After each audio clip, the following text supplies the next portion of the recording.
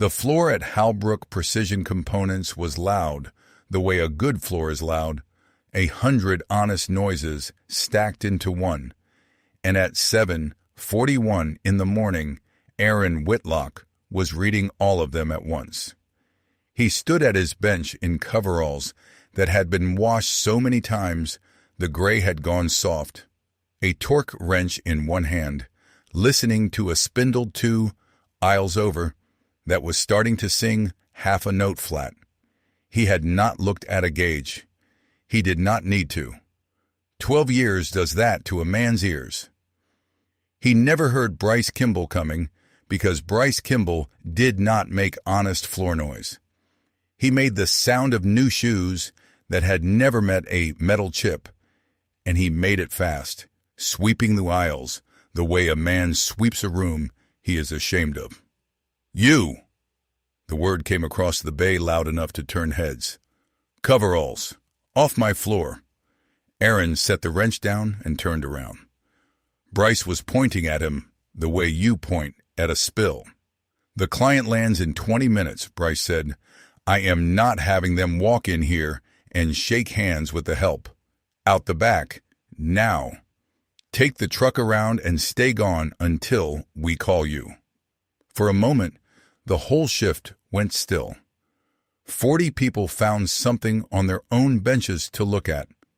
Dot Ferris, 60 years old and the closest thing that floor had to a conscience, opened her mouth to speak. Aaron caught her eye and gave the smallest shake of his head. He wiped his palms on a rag, slow, the way he did everything. He nodded once. Then he walked to the back door, and he did not slam it. He stepped out into the gravel lot where the delivery trucks idled, and he stood in the cool April air for a second, and he took an old flip phone out of his chest pocket. He did not call a lawyer. He did not call the union rep whose card was in his wallet. He dialed one number he knew by heart, a number from 10 years ago. And when it started to ring, he almost smiled. Because of all the ways this morning could have gone, this was the one nobody in that building would see coming. Before you go on, guess who steps out of the first car when it reaches that gate? Some answers you do not see coming, so stay with this one all the way to the end. 10 years earlier, none of them had known his name either. Back then, the floor had been smaller and the machines older, and Aaron Whitlock had been 28, 2 years into the job, still the youngest man on the line and the only one without a certificate on the wall. What he had instead was a habit his father had left him, which was to keep looking at a thing after everyone else had decided it was fine. That was the year a program came in that everyone had already written off. A turbine mount run for an aerospace outfit, a batch that had failed a stress check somewhere downstream, and the whole industry had shrugged and blamed the supplier, which was them. The paperwork was closing. The blame was landing. And a young client engineer named Simone Adair, 26 years old and one signature away from owning a failure that was not hers, had come to the shop in person to watch her career end politely. Aaron had not liked how fast everyone was ready to sign. So he had stayed. 3 weekends in a row he stayed, with a work light and a magnifier and a patience that annoyed people. And on the third Sunday, under a light nobody else had bothered to bring, he found it. A fatigue cracked the width of a hair. In a place the inspection route did not cover, invisible to every test they had run, because no test had been pointed at it. Those 3 weekends had cost him something nobody ever tallied. He had missed a friend's wedding and 2 Saturdays of a life he did not yet know was about to change. And he had spent them under a work light with a magnifier and a mug of coffee gone cold, going over a batch everyone had already agreed to bury. People walked past him and shook their heads.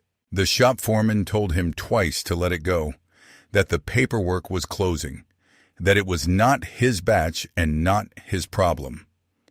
Aaron had kept looking anyway, because the thing his father left him was not talent, exactly. It was the stubborn refusal to call a thing fine just because everyone was tired of looking at it. On the third Sunday, at almost 4 p.m, he had tipped a mount under a raking light, the low kind of light that throws every flaw into a shadow. And there it was.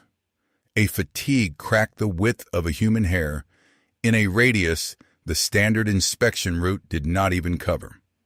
He had sat back on his stool and looked at it for a long time before he called anyone, because he understood, even at 28, exactly what he was holding.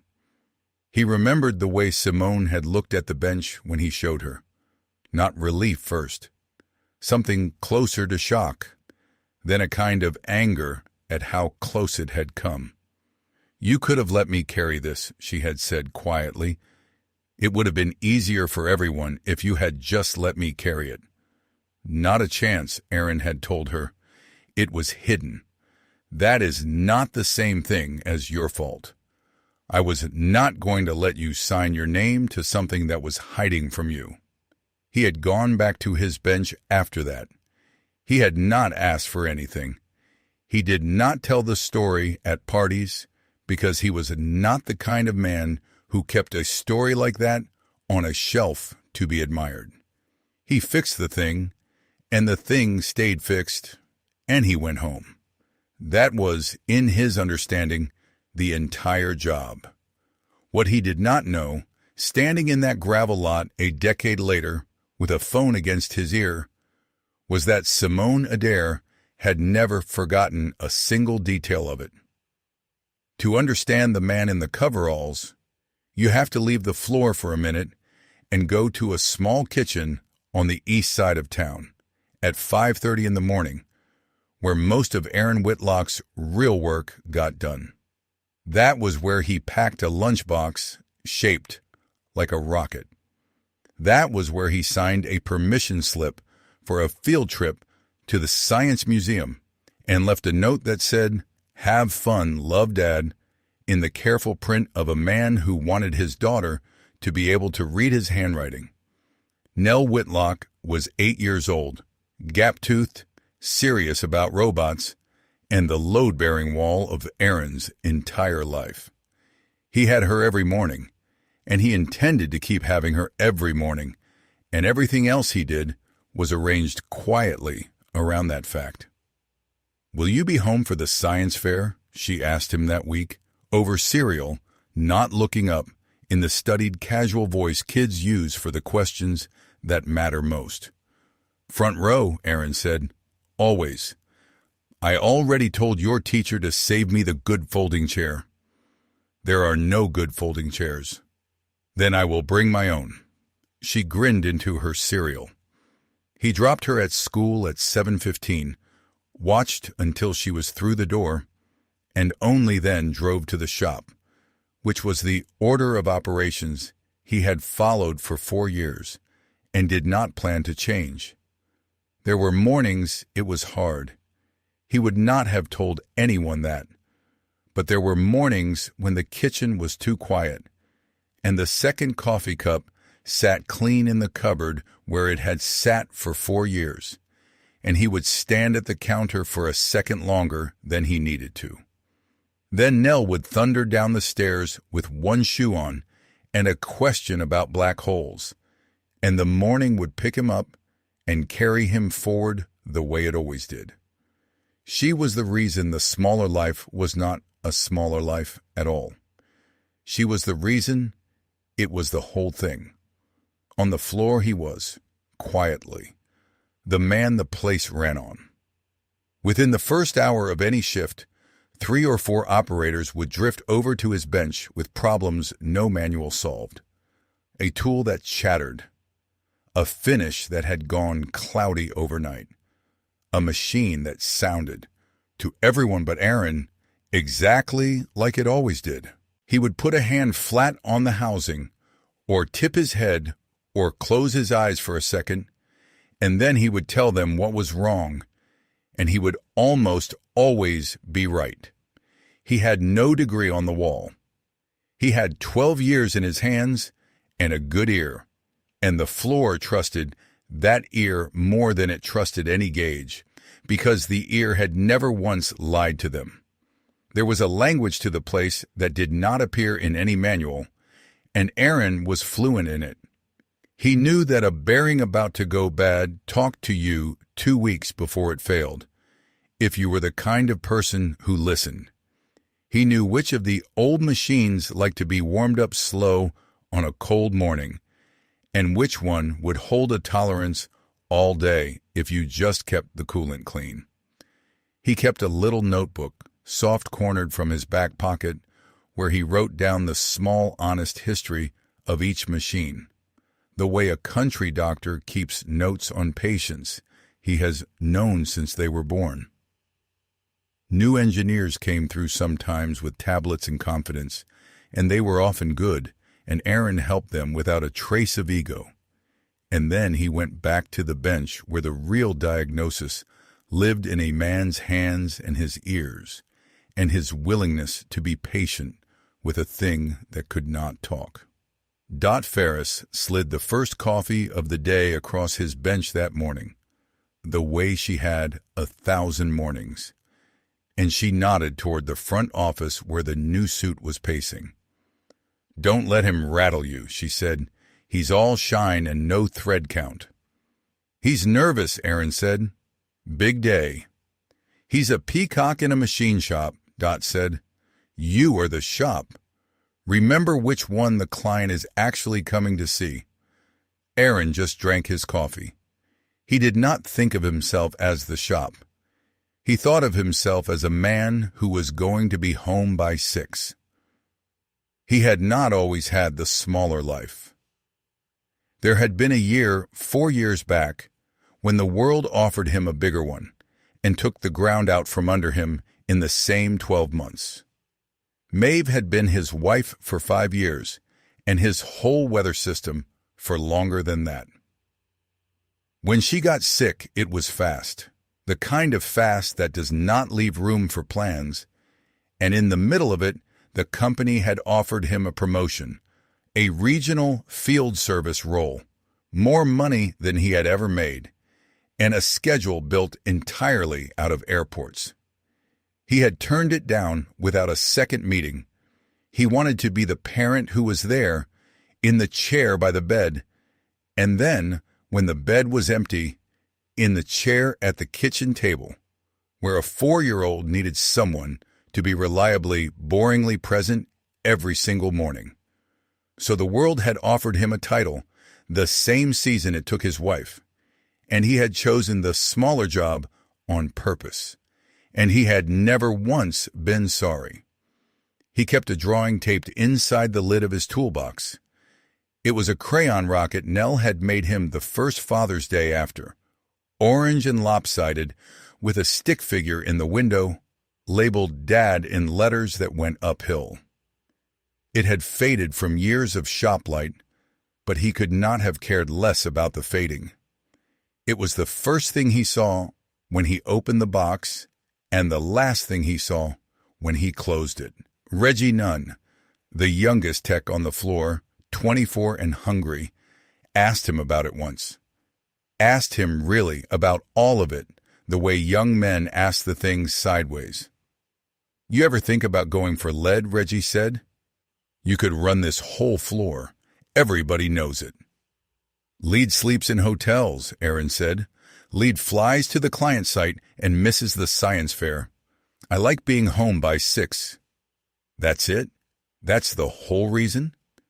"That's the whole reason," Aaron said, and closed the toolbox lid, and the drawing caught the light on its way down. The thing that changed the ground was a contract. And the strange part, the part nobody on the leadership floor bothered to be curious about, was the name attached to why the contract had come to them at all. Ardent Aerospace was the kind of client that could keep a shop like Halbrook alive for a decade or sink it in a quarter.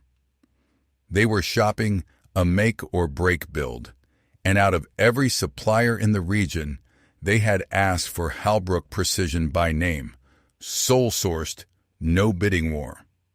It was the best thing that had happened to the company in years, and Gordon Halbrook, the aging owner who still came in most days and still remembered every employee's kids, announced it to the leadership team like a man announcing rain after a drought. They requested us, Gordon said, specifically, out of everyone. Nobody in the room asked why. That was the tell, if anyone had been listening for it. A whole conference table of people, and not one of them asked the only question that mattered, which was why a company that big would reach across a whole field of suppliers and put its future in this particular pair of hands. Bryce Kimball, who had been VP for exactly 11 months and had never landed a client this size, did not wonder why. He decided it. He decided the contract was proof of his own arrival, and he decided the walkthrough would be the cleanest, most impressive thing the client had ever seen, and he decided above all that it was his to close. "This is my contract," he told his assistant more than once. "I am not letting anything on that floor embarrass me." The purchase order that had come across from Ardent had a routing note in the corner, 3 initials in blue ink, S.A., a small human fingerprint on an enormous piece of business.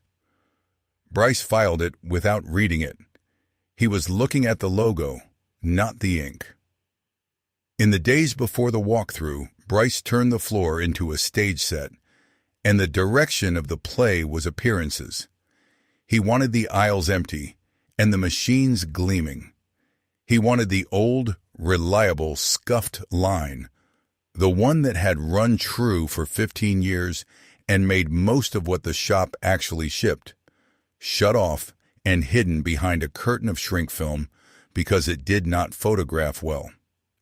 In its place, he wanted a newer machine wheeled to the front, a glossy import that looked expensive and impressive and had, as it happened, an out-of-spec spindle that Aaron had flagged twice in the maintenance log.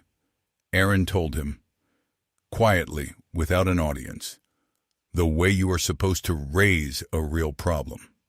"The show machine has a spindle running warm," Aaron said.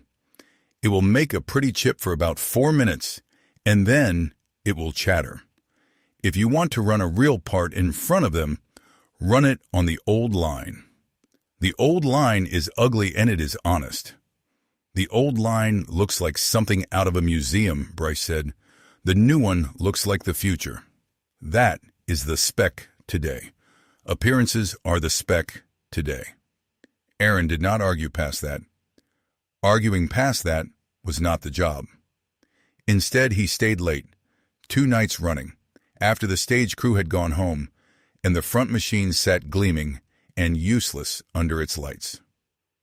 He pre-staged the real parts, the ones the client's actual order would need, on the old, honest line, so that whatever theater happened up front, the promise underneath it, the thing the client was truly buying, would still ship on time and ship right. Dot found him on the second of those nights, staying past her own long day, and she stood at the end of the aisle with her arms crossed and watched him work. "He is going to take the credit for whatever ships," she said. "You know that." "Probably," Aaron said, not looking up from the fixture. "And that does not bother you even a little." "It bothers me about as much as the weather bothers me," Aaron said. "I cannot do much about either one, and the part will still be right in the morning." He set the torque wrench down and looked at her. "The client is trusting us with something that flies, Dot. Somebody has to make sure the honest line is ready no matter what show, they put on out front. Might as well be me. I am already here. He was not building the tour. He was protecting the thing the tour was supposed to be about. The difference between those two jobs was, more or less, the difference between Aaron Whitlock and Bryce Kimball, and only one of them knew there was a difference at all. The last thing he did each of those nights was switch off every light but the one over his bench and torque a fixture by hand in the quiet, and check the crayon rocket was where it lived, and go home to relieve the sitter.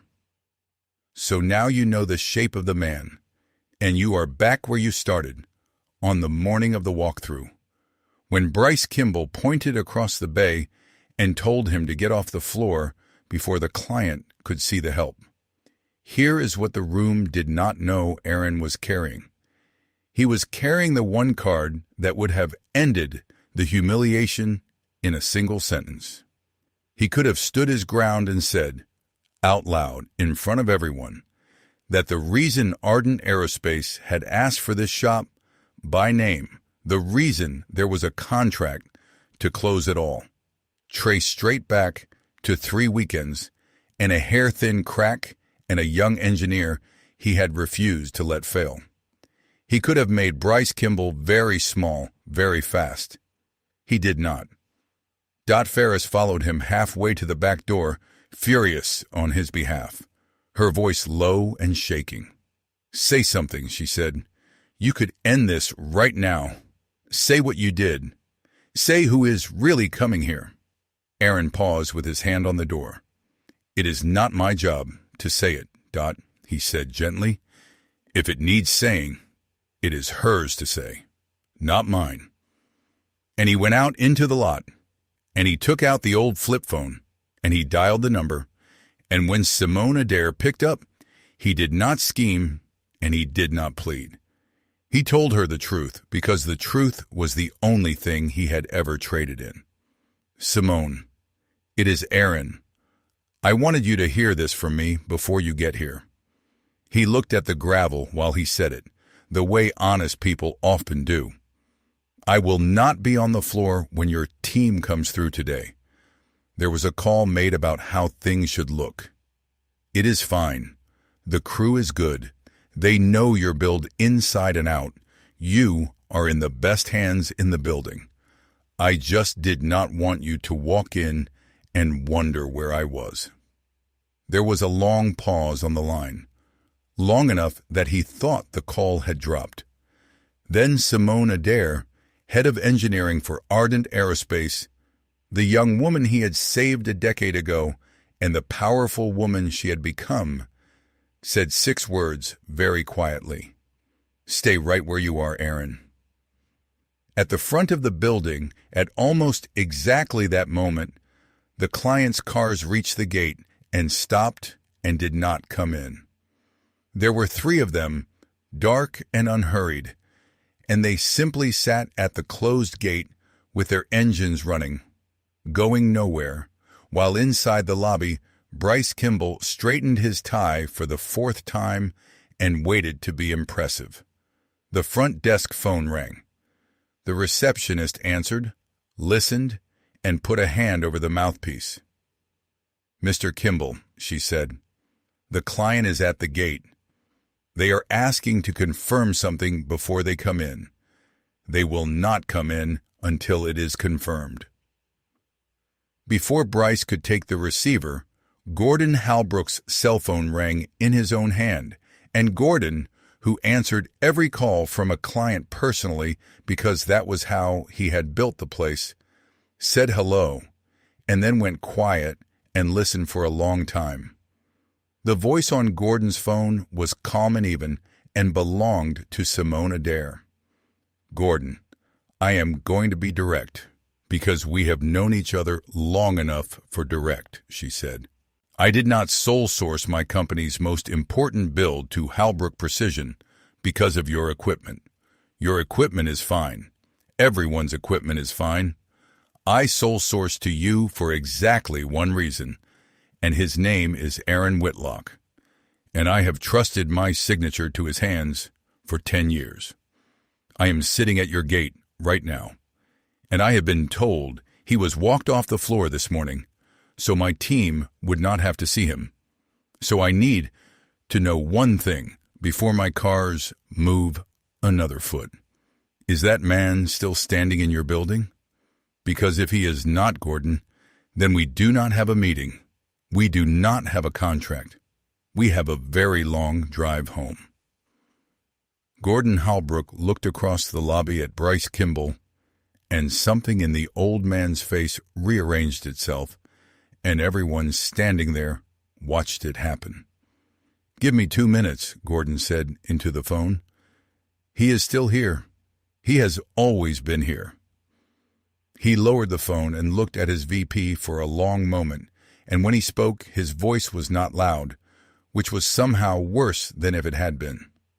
"Bryce," he said, "the single most important client this company has ever had is sitting at my gate, and she will not come in. And the reason she will not come in is a man you sent out the back door this morning so he would not embarrass you." He let that hang. "Go and get him, yourself, on foot. And you had better hope he is in a forgiving mood, because I am not." The next part happened in front of the whole shift, because news travels a floor faster than any machine. And by the time Bryce Kimball walked out the back door into the gravel lot, most of the building had found a reason to be near a window. Bryce was pale. The shine had gone out of him. He crossed the lot to where Aaron stood by the delivery trucks, and he had to work his jaw for a second before anything came out. He started. "The client. They are asking for you. By name. They will not come in until you are on the floor. They said," he stopped. "They said the contract is yours." Aaron slid the flip phone back into his chest pocket. "I know," he said. There was no triumph in it, which somehow made it land harder. "I told you the client came for a reason. I just did not think the reason was any of my business to announce." He did not gloat. He did not ask for an apology, and he did not wait for one. He simply walked back toward the building, past Bryce, past the row of windows full of faces, and he pushed through the big bay doors with his coffee still cooling in his other hand. And as he did, the 3 dark cars finally rolled through the gate and came up the drive. The doors of the first car opened, and Simone Adair stepped out, and the first thing she did, before she greeted the owner, before she acknowledged the VP, before she looked at the gleaming, useless machine staged at the front, was cross the floor to a man in soft gray coveralls and put out her hand. "It is good to see you, Aaron," she said, and she said it so the whole floor could hear. "It has been too long." She shook his hand first. Then she turned to the room and to Gordon and to Bryce standing off to the side, and she told them the thing Aaron would never have told them himself. I want to say this where everyone can hear it, because I think some people here have forgotten it or never knew, Simone said. 10 years ago, this man found a flaw that every test we owned had missed. He worked 3 weekends nobody paid him for to find it. If he had not, an aircraft component would have shipped with a crack in it, and I would have signed my name to it, and I do not like to think about the rest of that sentence.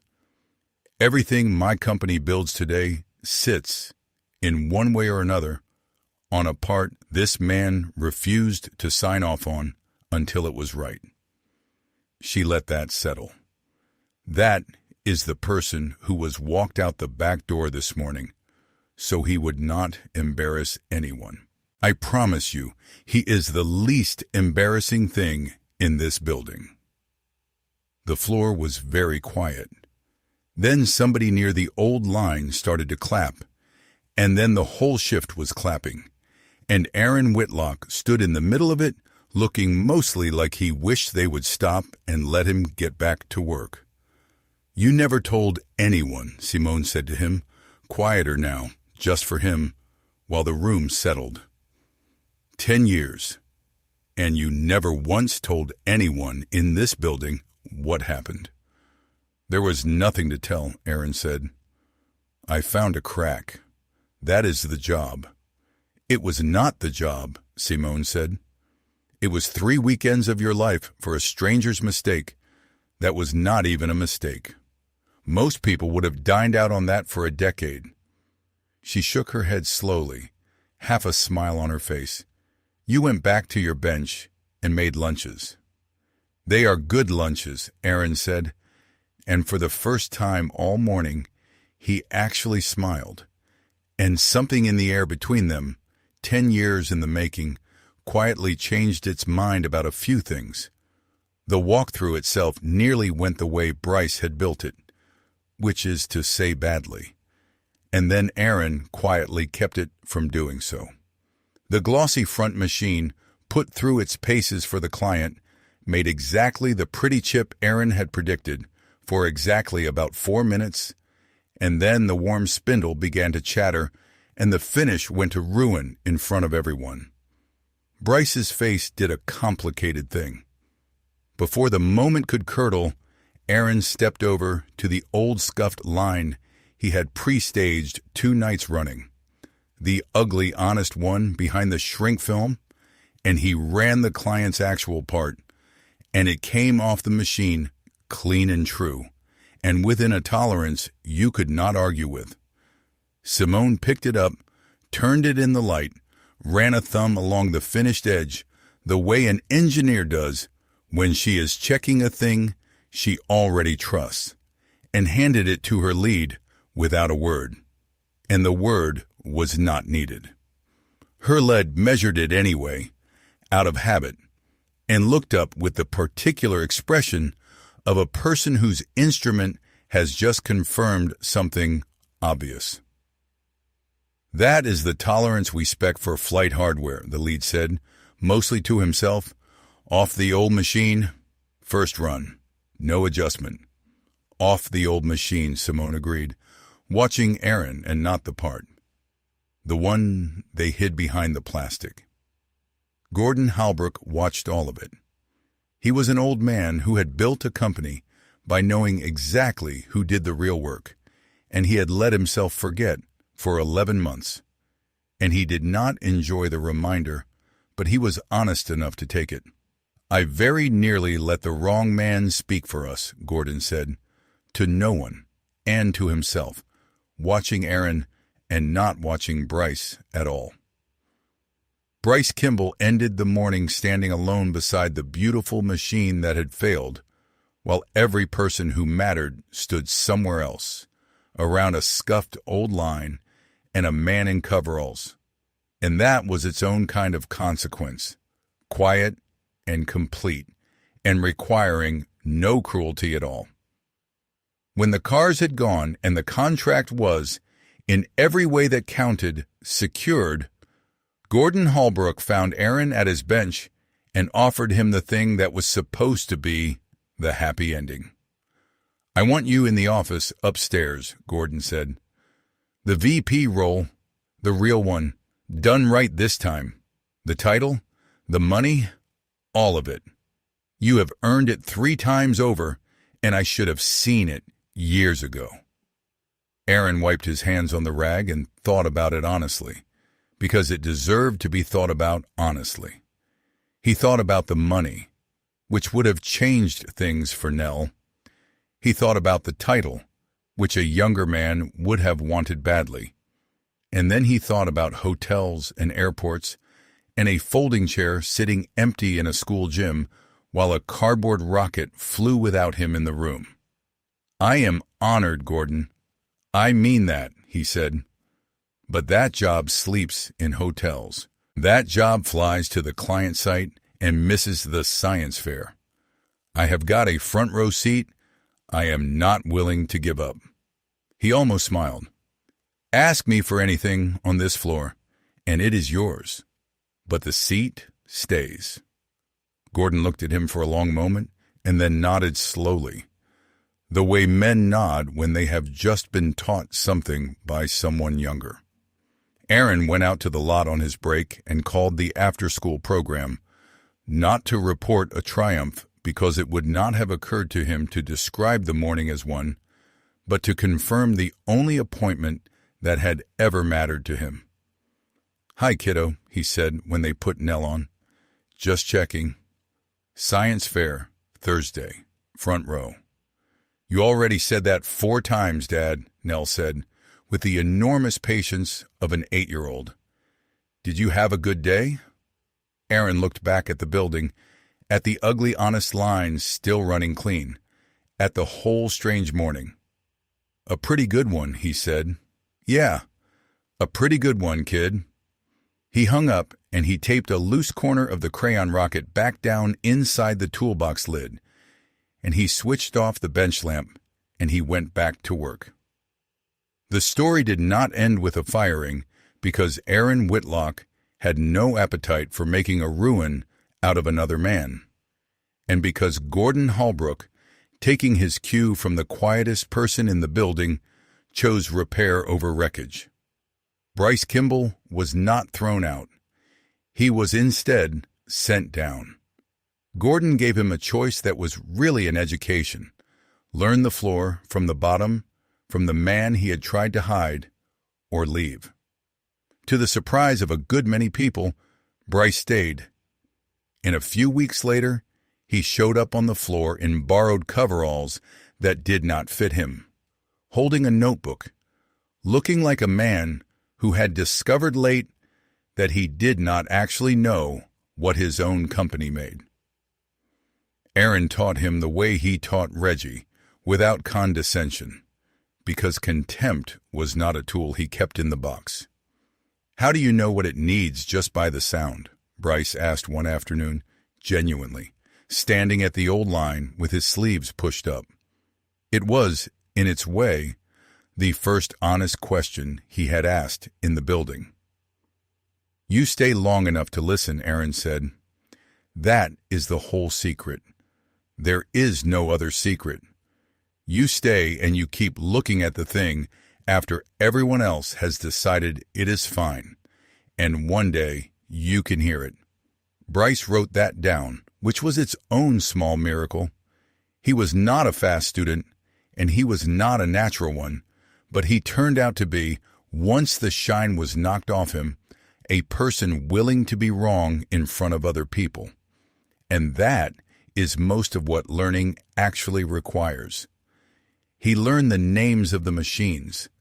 He learned which operators had been carrying the floor for years, while men like him took the meetings. He came in one morning, and without being asked, warmed the cold machine up slow, and Aaron saw him do it and said nothing, because some lessons are better left unremarked. "I owe you an apology I never gave you," Bryce said to him once quietly, at the end of a shift, for the back door. "You are giving it now," Aaron said. "This, showing up, that is the apology. Keep giving it." Aaron designed a role for himself that let him keep his bench and his mornings and still put his judgment where the floor needed it, a floor authority job with no hotels in it. He mentored Reggie into something real. And Bryce Kimball, humbled but not broken, slowly became a person the floor could stand, which was more than anyone had expected and better than anyone had hoped. And Simone Adair, head of engineering for a company that could have met Aaron anywhere, kept finding reasons to be at the shop. The reasons got thinner over the weeks, which both of them noticed and neither of them mentioned.